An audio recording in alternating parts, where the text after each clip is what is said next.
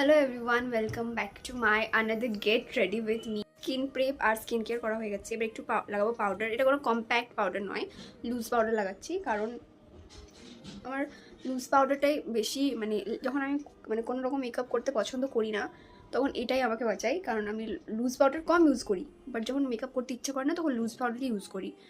আজকের মেকআপ লুকটা makeup look বলাই যাবে না, কারণ কোনো রকম মেকআপই নেই। ফাউন্ডেশন, কনসিলার, কম্প্যাক্ট এগুলো কিচ্ছু নেই। কারণ লিটারালি কিছুদিন ধরে আমার প্রচুর মেকআপ করা হচ্ছে, তাই আজকে একদমই করতে মন করছিল না, তাই করিনি।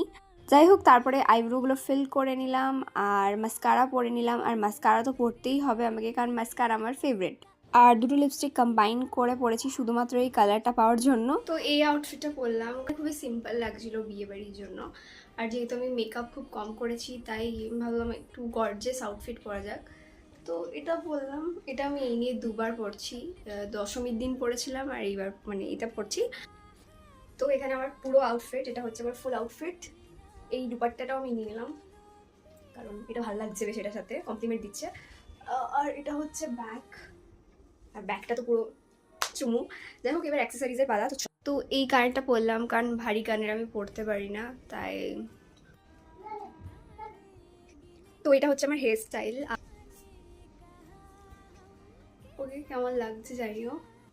তো এটাই ছিল আমার ফাইনাল লুক, খুবই সিম্পল বাট খুবই গর্জিয়াস ড্রেসটার জন্য। তো আজকের লুকটা তোমাদের কেমন লাগলো জানিও। আর এটা হচ্ছে আমার ফুল ড্রেসটা।